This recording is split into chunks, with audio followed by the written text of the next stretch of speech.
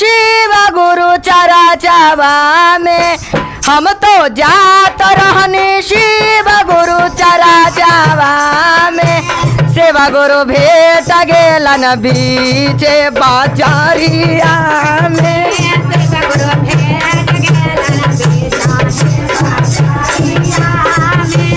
सेवा गुरु भेट गेलन बीचे बाजारिया में जय हो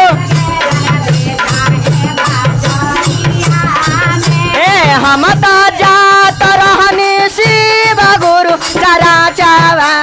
में जय हो सेवा गुरु भेट गेलन बीचे बाजारिया में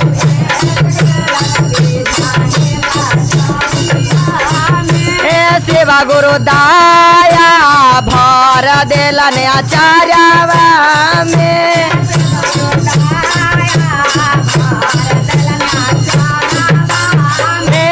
शिव गुरु दाया भर देलन आचार्यवा में जय हो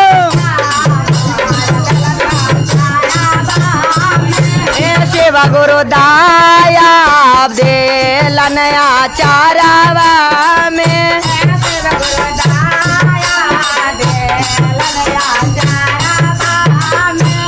दाया ससुर के दिहानी ससुइयों के दिहानी दाया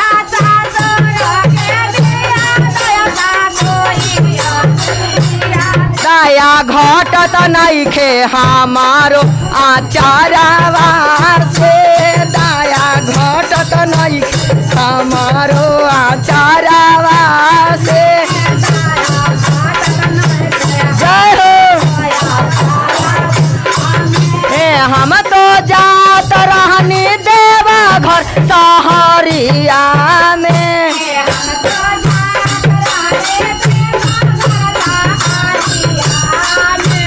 सेवा गुरु भेट गेलन बीचे बाजारी जय हो दीदी सेवा गुरु भेट गेलन बीचे बाजारिया में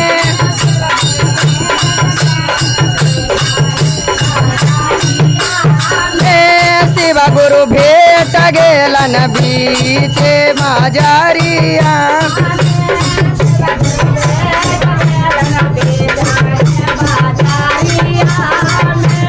हम तो गिर गेली शिव गुरु के चरानिया में हम तो गिर गेली हम तो गिर गेल शिव गुरु के चरानिया में दाया भर देलन हमारो चारा में दाया भर देलन हमारो ओढ़ानिया में दाया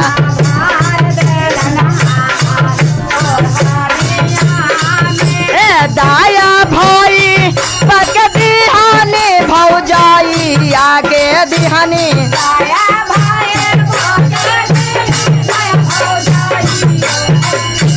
दाया घटत नइखे हमारो आचार्यवा से दाया जय हो दाया घटत नइखे हमारो आचार्यवा से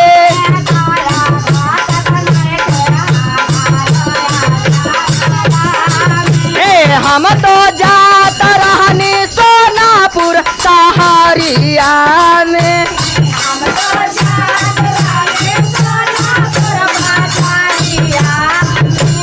हम तो जात रहनी सोनापुर सेवा गुरु भेट गेलन बीचे राहिया में जय हो दीदी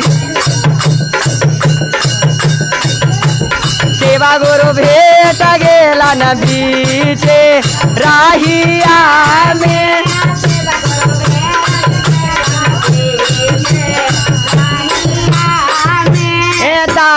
हम तो सिरावा झुकैली गुरु के चरनिया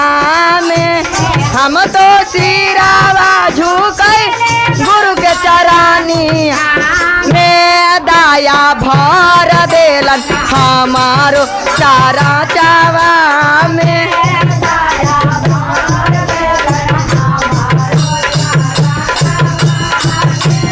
दाया भर देलन हमारो आचारवा में।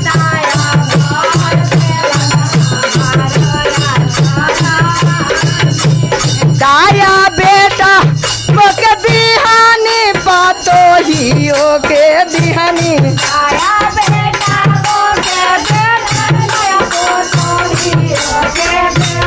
दाया दामा के देनी, दाया बेटिया के देनी,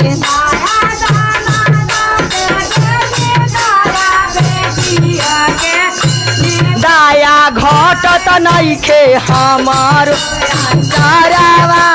से। जय हो से दाया घटत नइखे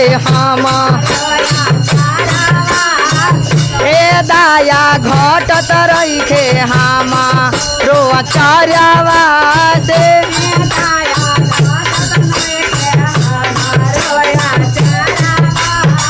ए दाया सखियन के दिहानी, साले हर के दिहानी,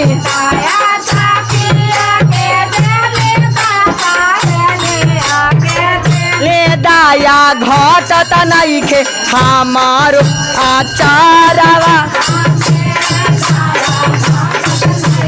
जय हो ए दाया घटत नइखे हम आचारवा से, दाया घटत नइखे हमार आचारवा। शंकर भगवान की